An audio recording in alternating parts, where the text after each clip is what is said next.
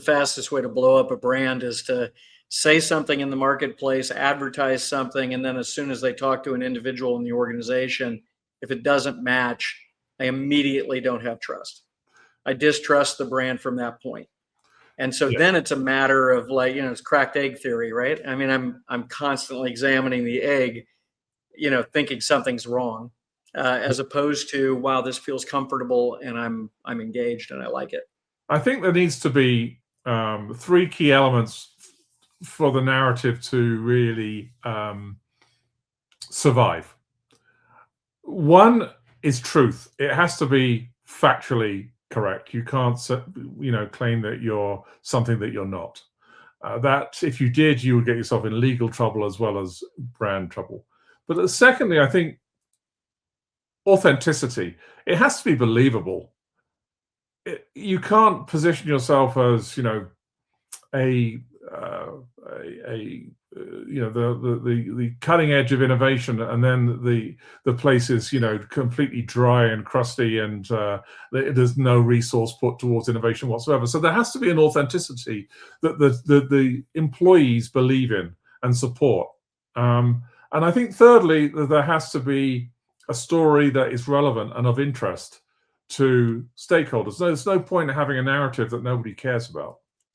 So, because however much you live and breathe it, if nobody cares, what's the point? So we try and, we try and live that in terms of the way that we work with clients. And this is just a crazy question, but Simon, have you ever worked with anybody and you said, "This is so boring. There's nothing of interest"? Well, we cannot find that position. As you can imagine, working in financial technology, it can get challenging. There's always something, though. There's always some angle. The challenge is not necessarily finding the angle, but getting the enterprise, the people across the enterprise to buy into that and believe it.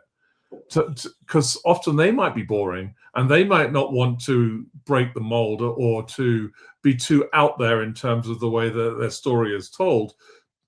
Just repeating what I was saying earlier, because they may believe that their product is good enough by itself. So why do we have to take the chance of, positioning ourselves in this way or that way? Yeah, I've seen that so many times. So I can imagine. And you're being kind, because I know you've been in meetings where you've been like, "This is going to be hard." Yeah, I mean, fortunately, it is hard because that's why we get paid. If it was too easy, we would just stick it into ChatGPT and the answer would come out, which does actually raise another point. AI, it seems at the moment that AI dulls a brand. It comes up with generic solutions. If you use AI to try and solve your brand issue, you're going to end up with something that sounds like everybody else. And in fact, we have hopefully a soon-to-be client that is a financial technology company that is looking to redefine its mission, vision, values, and they actually tried to use AI to do it and were very dissatisfied with the results that they got, so that they ended up speaking to some public relations agencies, including ourselves, because they were very dissatisfied with what I was just describing. Yeah, I think I'm so glad you brought that up, because there is no shortage of information. And of course, AI can be a great thought partner, but you have to understand and discern when AI is just giving you what you want to hear and it's really homogenizing your brand. And I agree with that 1000%. There's if you just think about the point of the technology is to look across everything that is out there and give the next natural, most obvious answer. Relevant, but obvious, because it's looking for what's right. Yes, we use AI primarily for 2 reasons. One is 2 uses. One is research. It's very good at helping you research particular subjects. And the second is drafting articles in terms of providing us with a starting point. Although we've actually experimented recently with doing it the other way around. We would write an article and then use AI to check to see if there are any flaws in the way it's structured or written to give us ideas. So kind of like the reverse approach. but we never use it to single-handedly write an article. Only potentially a first draft. But the research side, it can be tremendously time-saving. So that's especially valuable, we're finding. Yeah, yeah.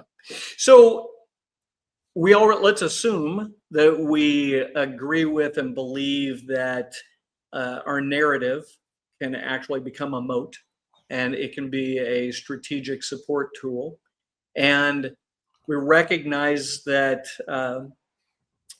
we need to make sure that that is true, authentic, and newsworthy. Yes. If I am thinking about that and I'm listening to you, I'm going to stop listening and I'm going to go do what?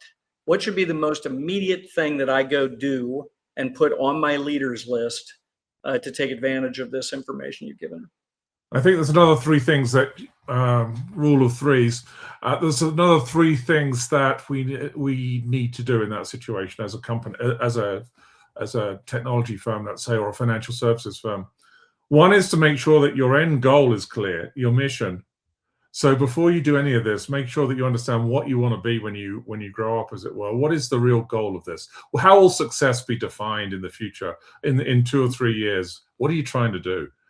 Because if it's not aligned, then the rest won't matter. So firstly, determine your goals, make sure they're in writing and that everyone embraces them. Secondly, listen to the stakeholders, do the work, either internally or commission an agency to help you discover and unlock the uniqueness about your brand so that you can build a story around it and frame that story and build that out and do it properly.